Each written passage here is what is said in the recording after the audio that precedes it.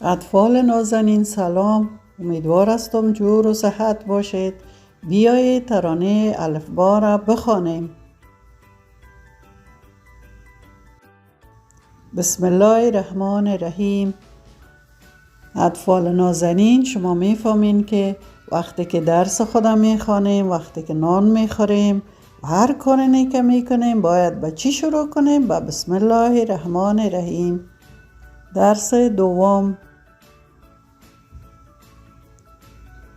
درس دوم ماست حرف ب. ب را ببینین چقدر حرف مقبول است. یک نقطه در پایانش داره. شما هم نوشته کرده میتونین. بسیار آسان است. ب مثل الف 3 صدا داره در کلمات. ب ب بو، ب ب بو. گاهی صدای ب را میته، گاهی ب و گاهی بو را. اول صدای ب. ببینیم که در کلمات چطور صدای ب را میته. حرف ب. ببینین برگه که مقبوله. ب بره، ب بره، ب بره. شما حتما خوش دارین بره را، برگه که سیاه و سفید.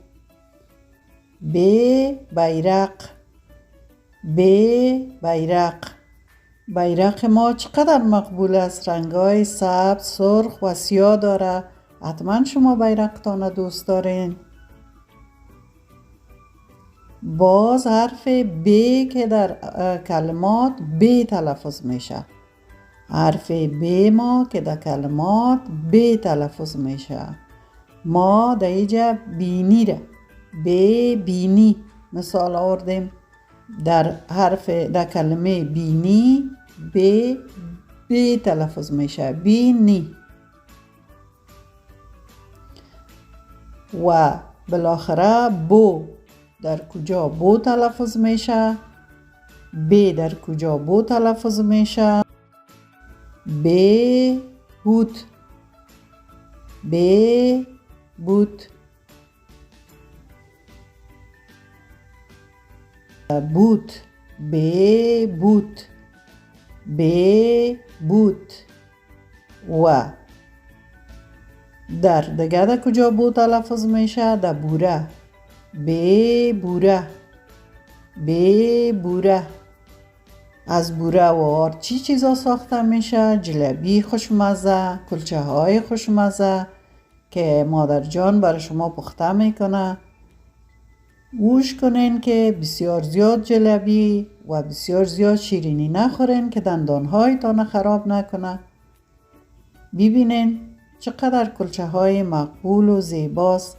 در رویش بوره پاش دادن. بوره و پسته پاش دادن. بیاین که حال ترانه ب را بخوانیم. ب بره.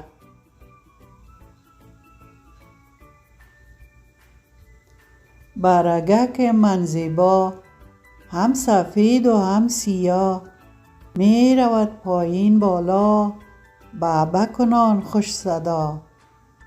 برگک من زیبا، هم سفید و هم سیاه. بره. حال بیاین شما خودتان همراه ما ترانه را بخوانین. برگک من زیبا، هم سفید و هم سیاه، می رود پایین بالا، بعبع کنان خوش صدا. برگک من زیبا، هم سفید و هم سیاه. ترانه ختم شد. درس ما خلاص شد. امیدوار هستم که شما حرف ب را در کتابچه تان نوشته کنین و تلفظ کنین. ب ب بو. خداحافظ. وقتتان خوش.